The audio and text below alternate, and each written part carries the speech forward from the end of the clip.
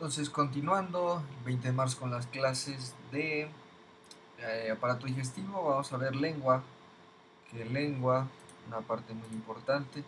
La lengua es un órgano que nos sirve desde la fonación y en la masticación y al pasar la comida, ¿no? Entonces, uno de los principales en la alimentación y en la fonación. De la lengua vamos a ver que existen músculos intrínsecos, que son la lengua, forman la lengua, y extrínsecos.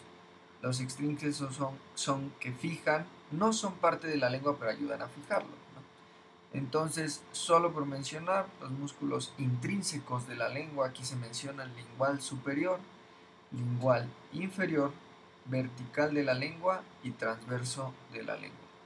Estos músculos, pues, nos ayudan en la fonación y demás, que son de músculo esquelético, ¿no? Y recordando quiénes controlan estos músculos era por tercios. El tercio posterior de la lengua, la parte posterior, es por el glosofaringio. La parte o los dos tercios anteriores es el hipogloso. Entonces, en la parte tercio posterior, glosofaringio, y los dos tercios anteriores, el hipogloso. Y ya la vía sensitiva que vamos a ver, la vía sensitiva tanto es el, el tacto en cuestiones de la lengua, pero también las vías gustativas, ¿no? Que serían algo muy importante. Entonces viene el trigémino, facial, glosofaringio y el vago.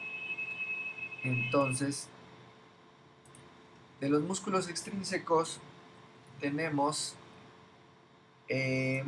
vamos a ver, por mencionar, bueno, por tener la noción, está el genioioideo, el geniogloso, tenemos el hiogloso, el estilogloso y el palatogloso. Entonces, estos músculos son los extrínsecos que ayudan a fijar la lengua, también a su movimiento. La lengua se fija en la parte posterior, en este hueso que es el hueso hioides. Entonces, en el hueso hioides y en la parte inferior ya por el frenillo. De aquí vamos a ver, esta es una vista superior de una lengua humana. Entonces es un dibujo, podemos ver cuerpo, vértice y la raíz, ¿no? Entonces si empezamos por lo sencillo, el vértice, pues la punta de la lengua, el cuerpo, casi todo lo que podemos observar cuando sacamos la lengua, y la raíz donde está fija, o se fija la lengua. De aquí vamos a ver que tenemos la tonsila o la amígdala lingual, esta es la lingual y esta es la palatina, ¿no? Estas son las que se ven cuando abrimos la boca y parte del anillo de Waldeyer. Entonces aquí atrás está la epiglotis, aquí tenemos esta V muy característica cuando te cepillas los dientes y la ves, que esas bolitas que se ven son las papilas circunvaladas o caliciformes, que son papilas gustativas. O bueno, son estructuras que forman en la lengua. Entonces, papila viene de pequeño botón únicamente. Una cosa son estas papilas, que solo son cuestiones de modificación del tejido, y estas tres, fungiformes, caliciformes y foliadas, son papilas que tienen papilas gustativas. Entonces, ahorita vamos a mencionar eso más adelante. Pero tienen esta V, entonces está formada por las papilas circunvaladas, que es la V de la lengua. La puntita de esta V está viendo hacia atrás, ya decíamos la amígdala lingual. Y bueno, vamos a tener 4 tipos de papilas en la lengua. Entonces, papila, pequeño botón. Unos son las filiformes. Entonces, estas filiformes están repartidas en la mayoría de la parte, bueno, de toda la lengua. Entonces están las filiformes. La función de estas papilas es mecánica, que significa que no tienen papilas gustativas. Únicamente es mecánica. No sé si has sentido cuando te lame un gatito. Un gato pasa la lengua y se siente rasposa en una dirección. Entonces, en esa dirección, estas papilas están viendo que son las filiformes. Están acá, están viendo hacia atrás. Entonces, si vas en contra de esas papilas, vas a sentir esa sensación al gatito que está rasposa. Las papilas del gato son más grandes por esa sensación. Y únicamente mecánicas. Esas no tienen una relación en el sabor, que son estas, ¿no? Las filiformes. ¿Por qué no tienen relación en el sabor? Porque no tienen papilas gustativas, no por otra cosa. Luego las fungiformes, fungi, pues ya sabes que es de hongo, que vienen de setas. ¿Por qué? Son estas bolitas que parecen un honguito. Es lo que relacionaban en histología, ¿no? Que ahorita vamos a ver. Estas son filiformes, vean el lado. Las fungiformes aquí, que parecen honguito. Estas fungiformes ya tienen... ya tienen papilas gustativas. Entonces, al tener papilas gustativas, cumplen funciones del sabor.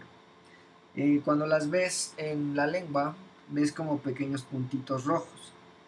Entonces, esos puntitos rojos son tus papilas fungiformes, que ya tienen corpúsculos gustativos. Hay gran cantidad cerca de la punta de la lengua. Después de ahí nos vamos a las caliciformes o circunvaladas, como está aquí. Entonces estas son más grandes, son una cúpula.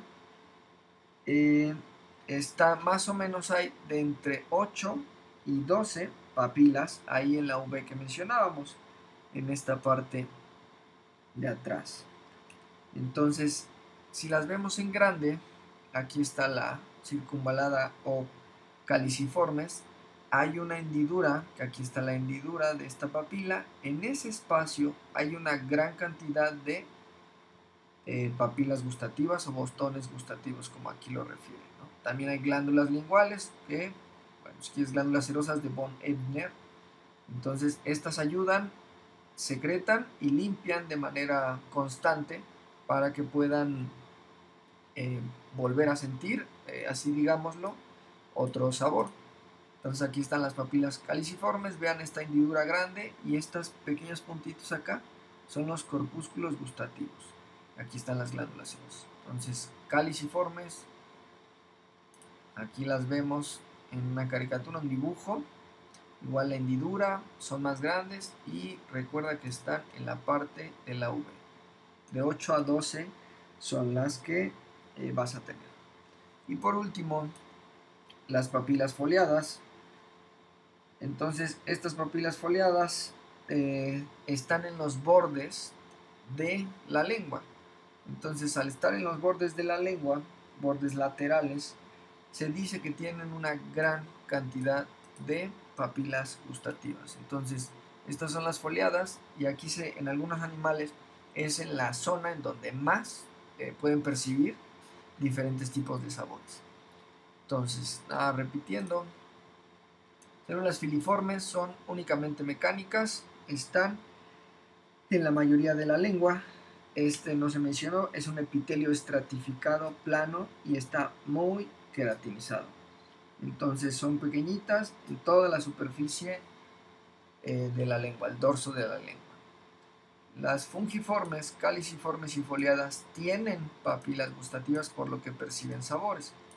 Ahora, las fungiformes están regadas igual entre las filiformes y estas perciben el sabor también. Fungiforme porque parece un honguito. Caliciformes o circunvaladas son las grandes que están en la V. Tenemos de 8 a 12. Recuerda que está una hendidura donde hay muchas papilas gustativas y a la par están glándulas linguales, que son las glándulas serosas. Entonces, filiformes, fungiformes, caliciformes. Y por último, las foliadas, que están en esta parte, la parte lateral, y ahí se percibe una gran cantidad del sabor. En algunos animales hay muchos corpúsculos gustativos. De ahí vamos a ver esto, que esto es el corpúsculo gustativo, el botón gustativo o las papilas gustativas. Esto es lo que produce que tú puedas probar las cosas. Entonces, este botón tiene diferentes tipos de células. el corpúsculo o papila gustativa tiene células basales, que como habíamos visto, la célula basal que está en la parte de abajo no sirve para algún recambio. Esta célula tiene la capacidad, se duplica y hace otra de estas.